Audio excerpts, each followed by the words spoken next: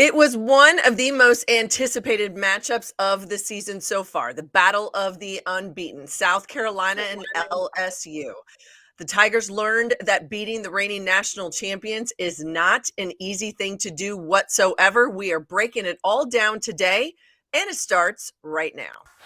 Ogunbowale for the win. You are Locked On Women's Basketball, your daily podcast on women's basketball.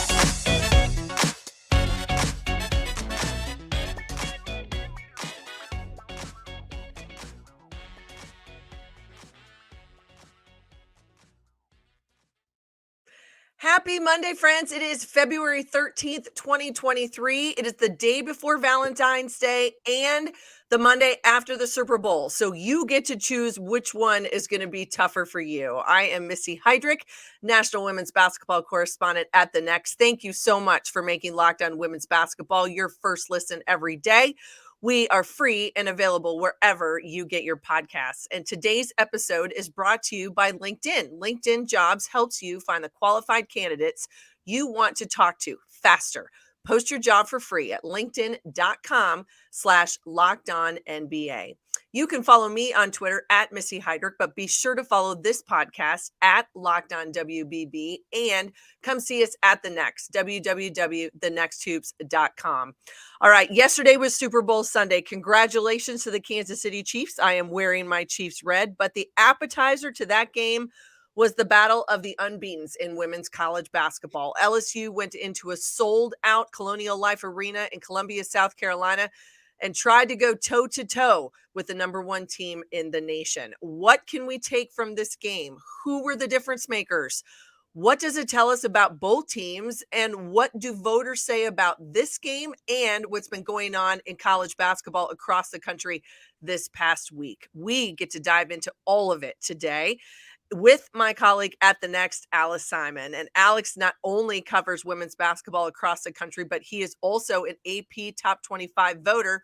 So magically, this week's poll just dropped about an hour or so ago, and we are going to dissect that craziness too.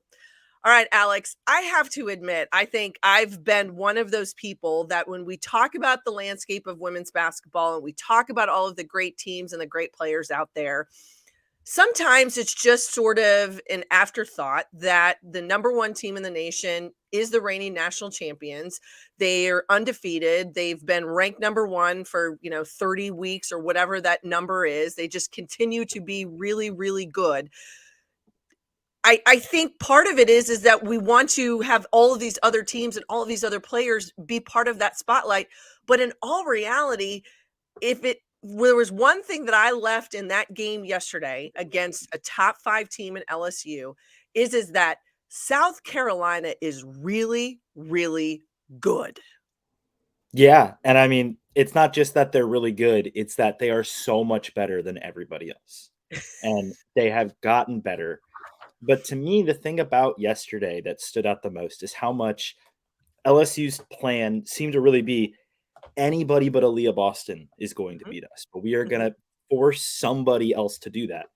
But this current South Carolina team has several players who can do that. And I did find it interesting. Boston only takes 9 shots from the field all game.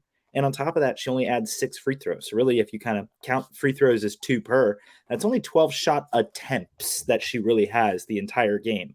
She scores 14. Hey, decent number, not anywhere where she could be. But the entire game plan was clear. She's not the one beating us. So what happens? Well, Zia Cook has a pretty darn solid game. Also, Camila Cardoso, 7 of 9 from the field, 18 rebounds. It's nice when you can have the best center and the best player in the country. And oh, by the way, here's another center coming off the bench who we can go to. And I think that's where this South Carolina team for a while, and especially when I saw them in person against Stanford, that was a really big question is, Aaliyah got into foul trouble in that game. Who's going to step up if we can't go to her? And she stepped up late. But this team now doesn't need Aaliyah to some extent to be able to beat even the best teams in the country. Well, and I think that says a lot also, first and foremost, says a lot about her and understanding, I think, what her role is on this team. When you're the reigning national player of the year, the assumption is, oh, well, I'm the one that's got to go get 20 and 15 every night, no matter what. So sometimes those are kids that are forcing shots and they're not playing within the system. They're trying to do too much. However, if you are, I think what she is a student of the game, listens to her coaches who are incredibly smart, is allow the game to come to you. If someone tries to take you out, oh, by the way, you make the next pass. Now somebody's open. They get layup after layup. It was an 18-2 start. South Carolina never trailed against LSU. And I just felt like they were never not in control of this game at any point yesterday. I know it was a game of runs by LSU, but it just from the get-go, I mean, even from the first bucket out of the tip, you're like, oh, well, here we go. And they just seem to have a game plan that they executed flawlessly. Well, LSU never led. Yeah. Like that alone should be the number to tell you that, like, hey, yeah, there was a second quarter run LSU makes. They get it close, but they never retook the lead. And then South Carolina just completely pulls away throughout the entire second half. And to me, it was very obvious what South Carolina's defensive plan was, which was, Aaliyah, you're going to take Angel Reese out of this game. Mm-hmm. Like they're going to attempt to do that to you. They're probably going to need to double you to do it sometimes. And to some extent, if you look at it, Angel is doing that whole, I need to still force my shots that we're talking that Aaliyah didn't try to do. Mm-hmm. Angel finishes same number of makes, 5, 2 more points than Aaliyah, 16, but on 5 of 15 shot attempts from the field and 6 of 9 from the free throw line. So she's ending up with more possessions where she is taking the shot and doing that. On top of that, her double-double streak that she has had for a long time goes away. And she has probably the most important statistic of the game, and the number that, like, if you needed an Aaliyah Boston is still the player of the year argument, even if her numbers are down. What's the biggest number here that stands out to me? It is the goose egg, the 0 offensive rebounds for Angel Reese, who only ends up with 4 rebounds total on the game. To have that, one of the nation's leading rebounders, go into this head-to-head matchup knowing that that's how she impacts the game, that's how she gets a lot of her good shots, and you goose egg her on the defensive end, and you don't give her a single offensive rebound. And I think, if I'm not mistaken, LSU, they ended up with 9 in total. Those some are out of bounds, but for especially Angel to be the player that she is coming into this game, the number she has, to have 0 offensive rebounds, that is, like, you should just, like, I would write Aaliyah Boston the candidacy right now with that, even though her numbers are down. No, absolutely. And you have to also remember that Angel Reese, 2 fouls in that first quarter, has to sit for a majority of that first half because of that foul trouble. It seemed to me a little bit frustrated, not necessarily getting position, as you said, not able to get herself any second chance opportunities. That's where she made a living at the free throw line as well over the course of the season. And if I can't get to the offensive glass, now all of a sudden that's a part of your game that's taken out. That frustration starts to set in, the fouls come, and I think that played right into what South Carolina wanted to do. Don't give them second chances, make them have to beat us other ways. The only thing I'll say to she sat is that it felt like she sat for a long time, because that's what she played 34 minutes. True. So for as much as she sat, the reason why every second she sits, this is a very good LSU team.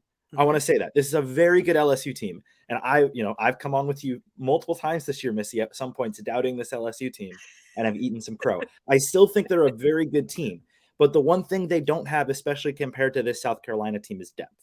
And you can, every second that Reese isn't on the floor, you can feel her presence missing in a matchup like this, where even if she still played 34 minutes in this game, it felt like a lot more than that, because those minutes are really impactful when she's not there. And I have more I want to talk about with this LSU team, but I think that's where this South Carolina team can be so impactful. You don't need to run some of their starters, Victoria Saxton, got pulled and only played 16 minutes because Cardoso did so well. You can when you can pull the ace out of the hole in that way off the bench, like Cardoso, to just come in and do that. Raven Johnson coming off the bench, playing 21 minutes, scoring 10 points, having some assists to help keep the ball moving. Like this is what makes South Carolina the team they are, is that they go 8 deep of players that they can play in any game. and those players can impact and win games for you. And there's very few teams in the country that can do it in these highest of the high level games the way that they can.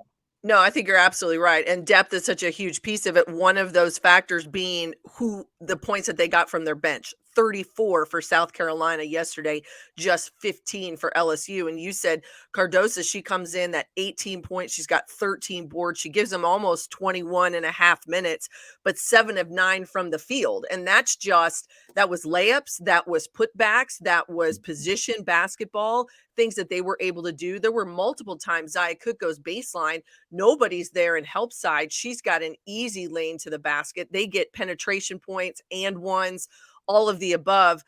To me, though, one of the kind of the unsung players, and I know she doesn't get as much of the conversation, and I hope that as the SEC voting comes for, all conference teams and defensive teams and et cetera, but I'm bullish on Bria Beal, excuse me. I think she has been one of those players who has been an outstanding defender, but when they need her to score, she can.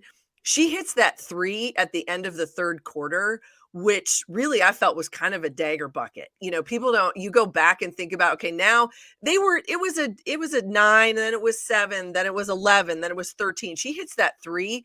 And I think that was just a ability for South Carolina to take a breath and say, you know what, we are in control of this thing.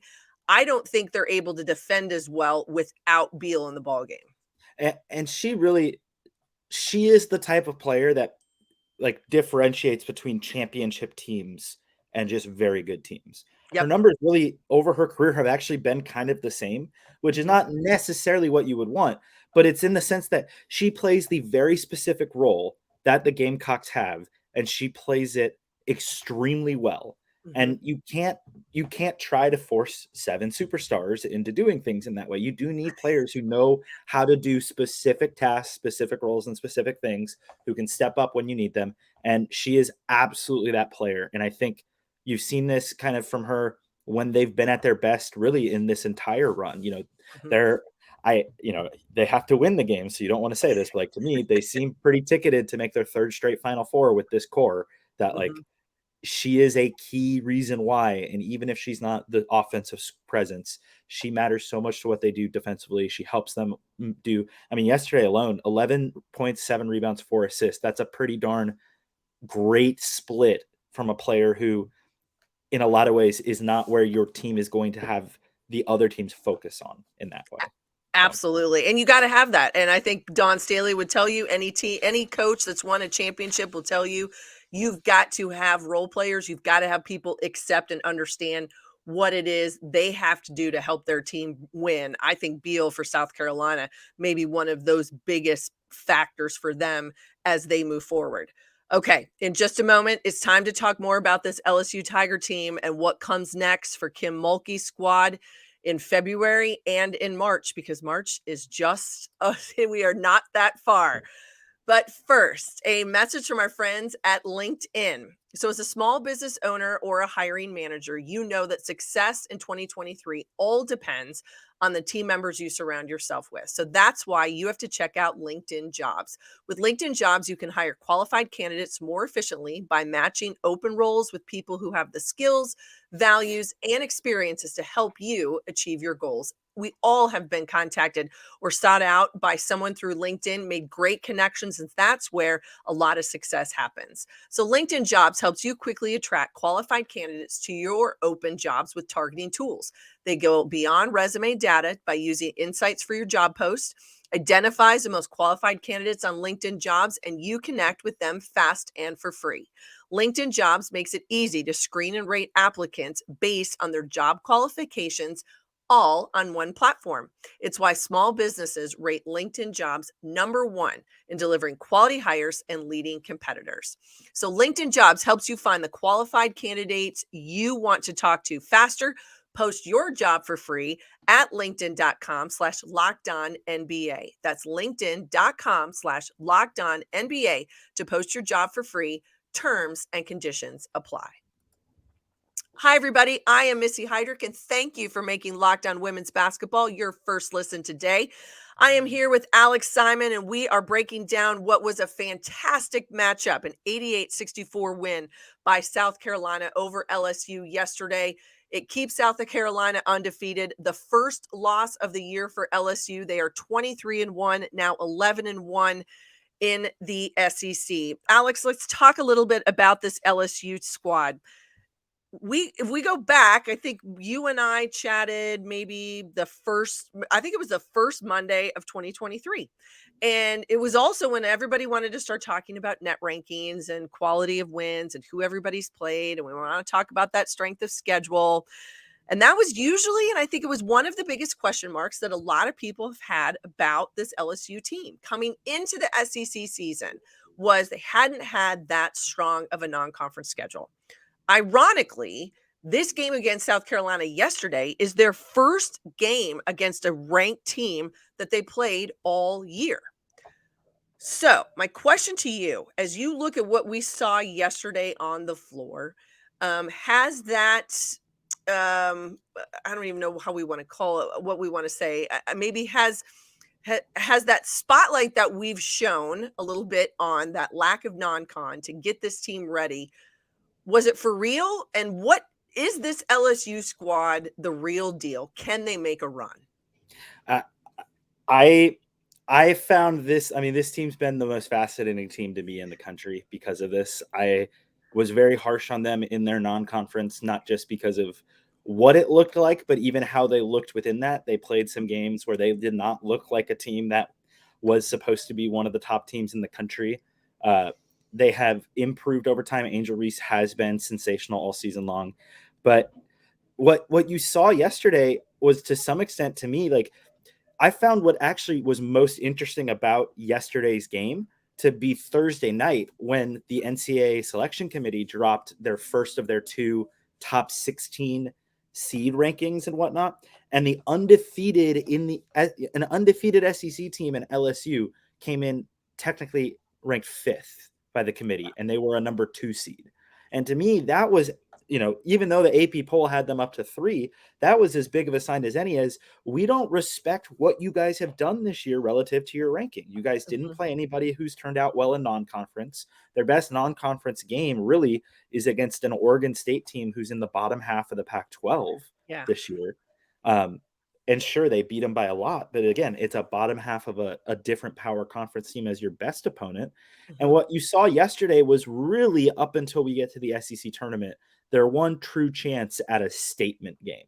Yeah. And in that regard, it was a statement game, but it's not a good statement for the Tigers. It kind of shows there is a gap between them and where they would be trying to go. And it kind of proved the committee and people who have been skeptical of them right, that, hey, look, this is a very good team. I'll keep reiterating that. They're very good.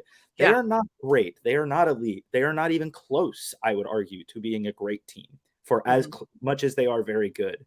And they're very much have some limitations that I don't think their schedule has given them a chance to properly test themselves. No, I would agree with you that. Okay, I went back and I looked at some of the scores prior to yesterday. If you go 4 of their last 5 games before they played South Carolina, it was a 3-point win over Arkansas, an 8-point win over Tennessee, a 5-point. They did kill Alabama right there too. They did kill Alabama in there. Yeah, so I mean, that was a decisive win against an improved Alabama squad, who I think has been on some people's radar. They're going to be sitting on the bubble when things come to shake out, I think, in March. An 8-point win over Tennessee, a 5-point win over Georgia, and then the 6-point win over Texas A&M.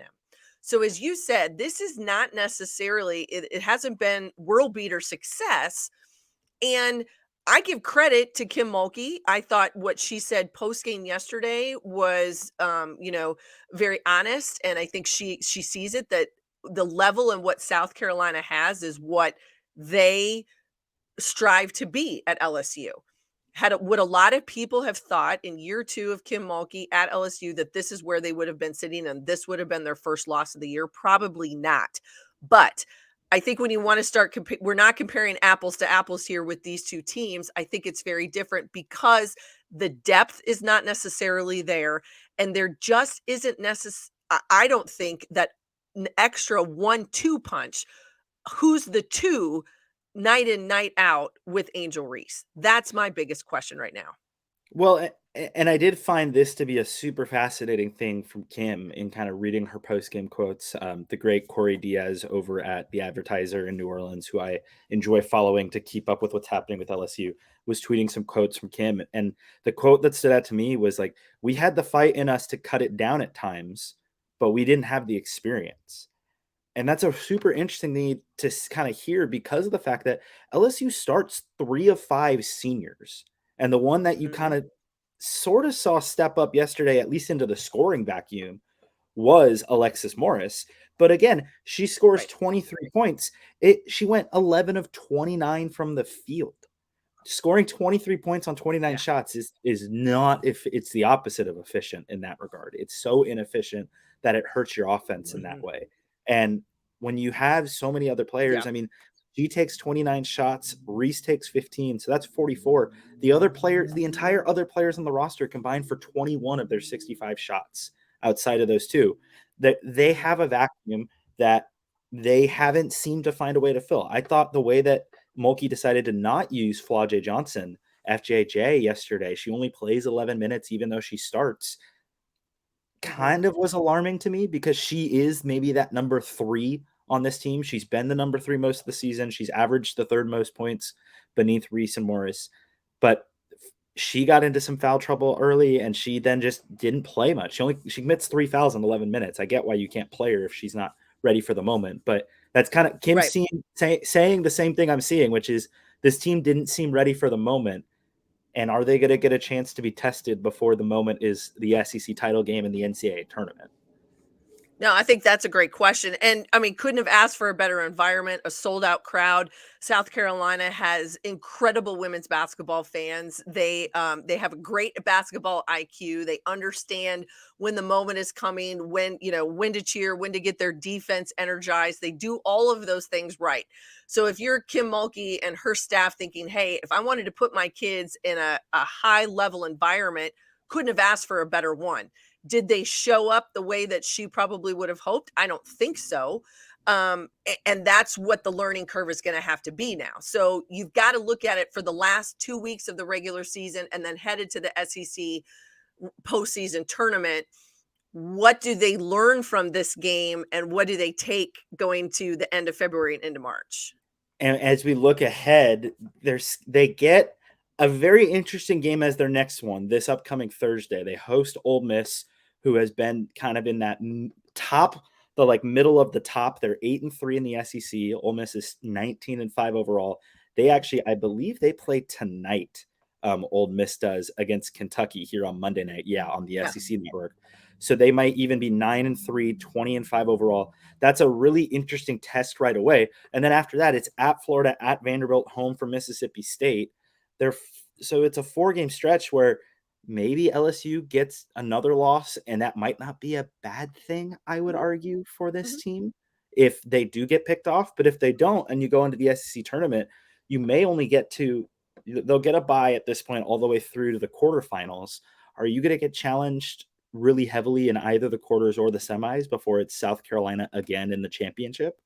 That's a really tough no, because on the whole, there is some quality in the SEC this year, but it is a down year for this conference. And I think that fact is actually hurting this LSU team on the court more than necessarily it is helping them with getting all of these wins. I think they needed teams that have been better in the past to be good this year to challenge the whole conference in a stronger way this year. No, I would agree with you. I think top heavy in the SEC, and we can dissect a box score all you want. Some of the things that I would pull out for LSU, one thing that actually stood out to me, even though they didn't have the answer defensively and couldn't find ways to score the basketball, they only turned it over 9 times against South Carolina. And I think that if you're going to pull something out and say, all right, we did handle some of that pressure, you did handle the environment maybe better than anticipated, but if you only have 9 trips where you don't get a shot, then the other ones have to be more efficient. And even though Alexis Morris goes 11 for 29, as you said, that is high volume shooting with not a lot on the other end. And I think LSU is going to have to become a little bit more set oriented. They've got to be a little bit more strategic in finding ways to get Angel Reese opportunities. Yeah, she had foul trouble. There were some defensive issues. Credit to Boston and what South Carolina did. But I think if I'm LSU, you maybe go back to the drawing board just a little bit and say, okay, how can we be better on offense? What are some different looks?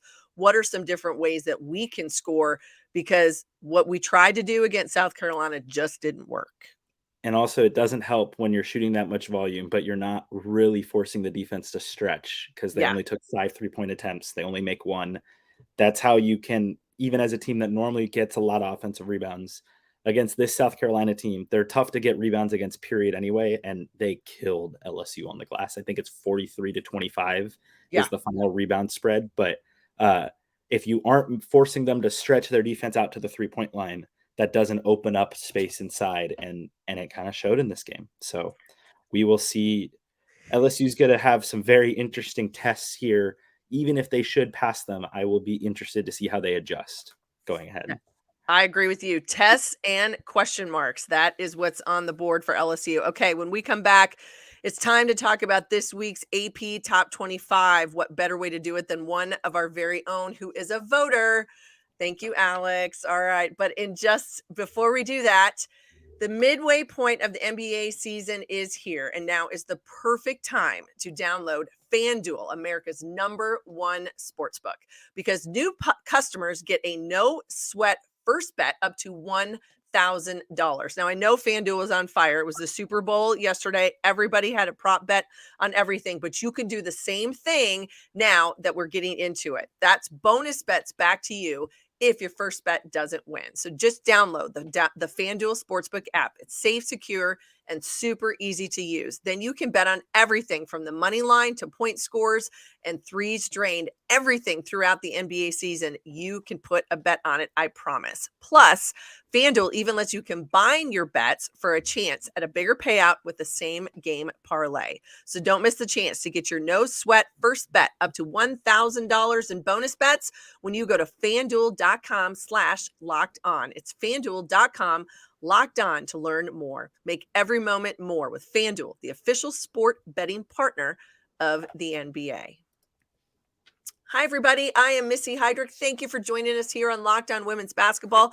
I am with Alex Simon. And Alex, all right, it is Monday, which means we've got a new AP Top 25 poll, and we've got movement and a lot of storylines and things going on.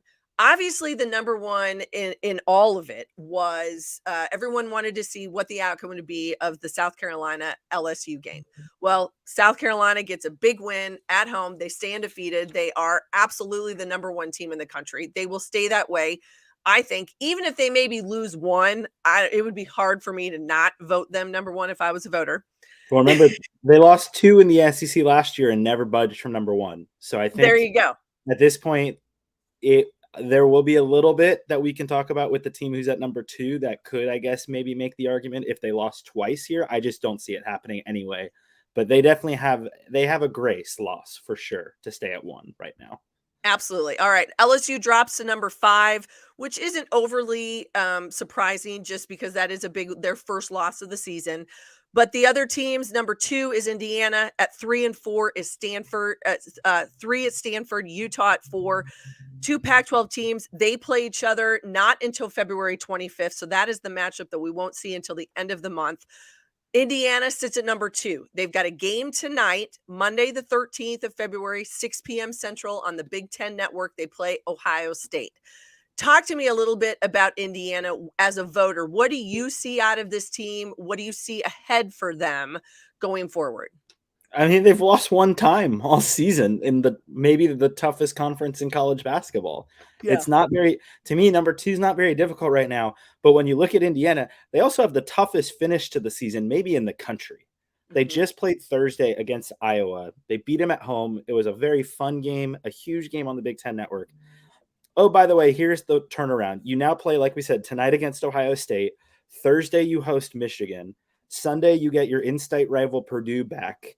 And then, hey, to finish the regular season, you have to then go to Iowa City and take on Caitlin Clark again, like 2.5 weeks after you played her the first time and score off of them again. Like Indiana's kind of in this weird spot where they absolutely have earned their way to be here at the top of the Big Ten. They're a game ahead of Iowa.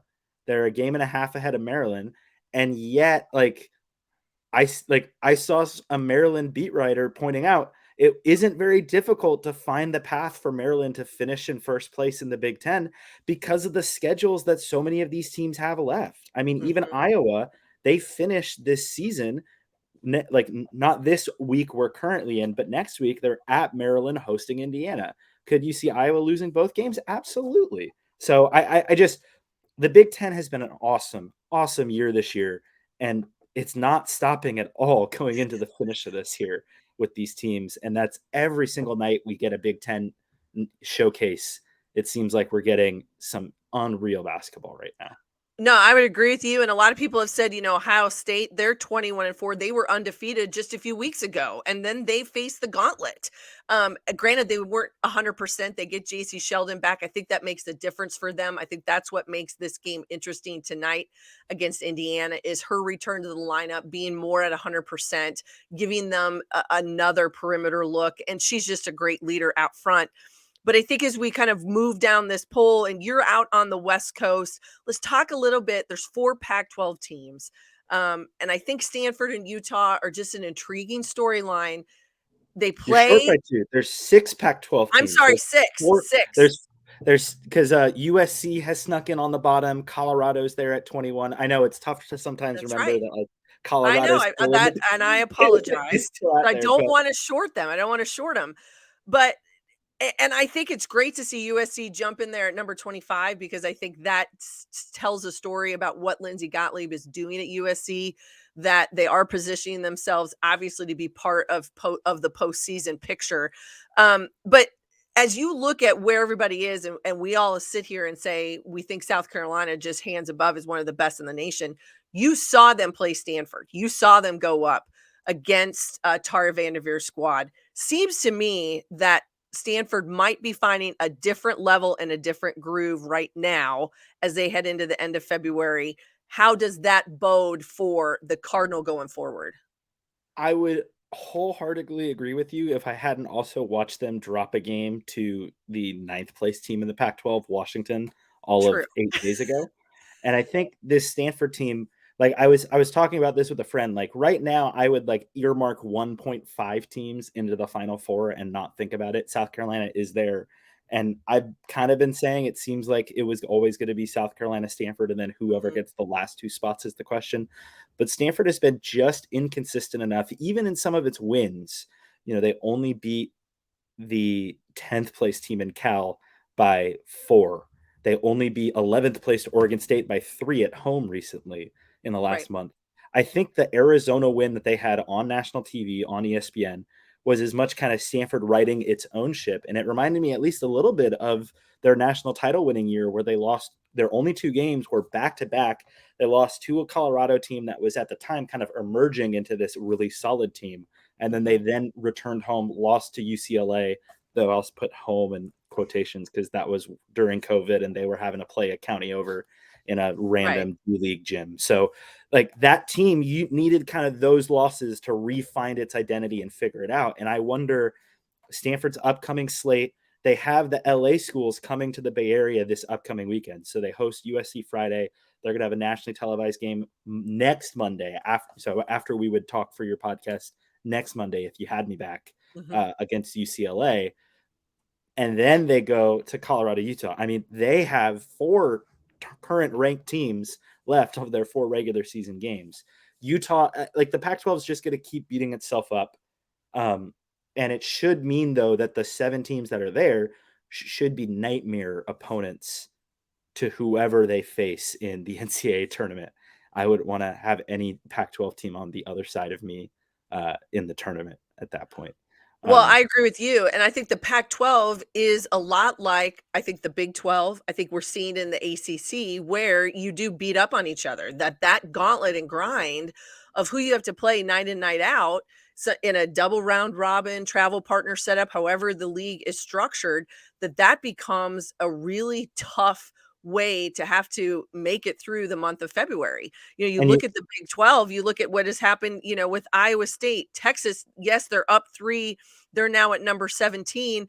Oklahoma continues to sort of survive and they stay there in the top 15. But I think Iowa State is a great example. Even a team like Baylor, who started the season with such high hopes, ranked high in the polls, and now isn't even part of the conversation just simply because of how hard it is to find those wins. And you can get beat at home, and it's hard to get wins on the road. And they'll make the tournament. They're just not in the top 25 at the moment. Right, But I think right. you can just look at it based off of like the fact that Stanford and Utah are at the top of the Pac-12 with 2 conference losses still. Yeah. Texas is at the top of the Big 12 with 2 conference losses still. Mhm. Duke is the current leader in the ACC with 2 conference losses. And we just talked about Indiana. They only have 1 conference loss at the top of the Big 10. And we also just talked about how they might lose 2 or 3 games still down the Yeah. finish here. And I think that, to me, is kind of showing that, like, there is so much quality depth in so many of these conferences where even when you go play, I broke down the Stanford one. Being here in the Bay Area, I know it the best because I Mhm. cover them consistently. But like, everybody is getting tested night in and night out in some of these conferences, even if you don't think it's a team that really should be giving you a scare. You show up and you just never know what's going to happen. And I think, for a team like Iowa, Wisconsin's had a down season, but like, I'm sure Iowa's a little scared of them come Wednesday night coming down to Iowa City. And maybe that's going to be a tough matchup. Ohio State has 3 really known tough games left: home for Indiana, at Michigan, home for Maryland. But the other one is at Penn State, and I'm sure they're just as terrified of that matchup too. So I think what we're starting to see is so many of the Power 5 schools keep beating each other up. I have also started to float a lot more mid-majors into the bottom of my poll, and we're seeing it in the big poll as well. And we can give, I'm out west, so I'll do this especially, but like UNLV Yes. in the Mountain West is into the poll for the first time in almost 30 years under a former Stanford alum, Lindy LaRock. But like that, the teams that have started to kind of be really strong in the mid majors have probably floated higher into the poll than normal. Gonzaga even lost a game in the West Coast Conference, and they're holding steady at number 20, which is Mhm. not typical for a mid major if you do drop a conference game. So I will be very curious to see where teams end up on the seed line in the long run, but it's certainly been a chaotic season beneath the South Carolina level. They're the one team kind of They're the one. impervious to the chaos, but No, I think you're right. And what is that? That the best rise. And so South Carolina can kind of look above everybody else and watch all of the craziness happen below them. And I think that's absolutely true. One of the things I took away from talking with Lisa Peterson, who is the chair of the women's basketball Division I committee and the selection committee, was that what they're hearing from coaches across the country is that word parity, that it is becoming more of the norm that we're seeing. And I think that also is not just in your Power Fives. It isn't just in the Big East, which in itself is becoming incredibly competitive. UConn, Marquette, Villanova continues to be one of those top teams. Those are people you don't want to see in your bracket. But as I look at, as you talked about UNLV, they're 24-2, they're 14-0 in the Mountain West. You've got South Florida, they bounce out just because they had 1 loss. But you've got teams like Cleveland State, South Dakota State, Rhode Island, Florida Gulf Coast, Middle Tennessee. Those teams are in receiving votes in this week's AP Top 25. And if that yeah. doesn't tell you then how difficult some of these regions are going to be come March, and even their conference postseason tournaments, holy smokes. I mean, it's going to be a little bit crazy. And UConn, by the way, who lost to Marquette last week, and this upcoming Saturday is going to Philly to take on Villanova. And if they lose, they would not be in first place in the Big East. So that's a rather important distinction to make for them that way, that we're going Yeah. to, if we're going to end up, South Carolina is probably going to have a goose egg. We might see Indiana and LSU drop a few more losses, that like the team who's the second best team in the country by the end of the regular season still has like either a 3 or a 4 or maybe even a 5 in the loss column by the time we get there. And they will like deserve to be the number 2 team in the country. and that should show you the parity yeah. that we're seeing. No, absolutely. I 100% agree. All right, Alex, thank you so much, my friend. Where does everybody find you on a daily basis? That's over at Bay Area News Group. You can see us in the San Jose Mercury News or the East Bay Times, mercurynews.com/sports to see everything we do. My weekly poll kind of goes up in a post every week for the AP poll. I'm over at Stanford as often as my schedule can let me to see the women's team there. So check me out there and on Twitter at Alex Simon Sports, as you see on our little fancy graphic that you made there, Missy. So. Or Matt on the magic screen. All right. Well, thank you so much. As we said, we think after today, for both of us, I think South Carolina head and shoulders, #1, deserves to be talked about all the time. I know I've got to do a better job. And part of that is just because they're just really, really good. And so hats off to them on a huge win yesterday to cap off or to start Super Bowl Sunday. All right, everybody. Yeah, I mean, that was my Super Bowl. Let's be honest. The football game was the dessert. That matchup was my Super Bowl. So there you go. I'm in the Midwest. I will, in full disclosure, I live in the greater Kansas City area. So there is a lot of red and a lot of happy people. Maybe a few of them hungover. Not everybody maybe got to work on time today, but that's okay. If they got there at all. Yes, schools have been canceled for Wednesday. There's going to be a parade downtown. This place is going to be nuts for the next week or so, and rightly deserved. So hats off and congratulations to all the Chiefs fans out there. I hope you have a great time celebrating. All right, you can find me at Missy Heidrick on Twitter. As I said, be sure to follow all of us at The Next Hoops and this podcast at Locked On Women's Basketball. Join me here on Mondays. We talk about women's college basketball every week. More episodes all week, though, right here on Locked On Women's Basketball. More college basketball news and notes, everything going on in the WNBA as well as international. We have you covered. So thank you for making Locked On Women's Basketball your first listen today. Now make your second listen Game to Game NBA. Every moment, every top performance, every result. Locked On Game to Game NBA covers every game from across your area with local analysis that only Locked On can deliver. Follow Game to Game NBA on the Locked On Network, available on the Odyssey app, YouTube, and wherever you get your podcasts. Thank you, everybody. Happy Super Bowl Monday and happy Valentine's Day one day early. We will see you all next time right here on Locked On Women's Basketball.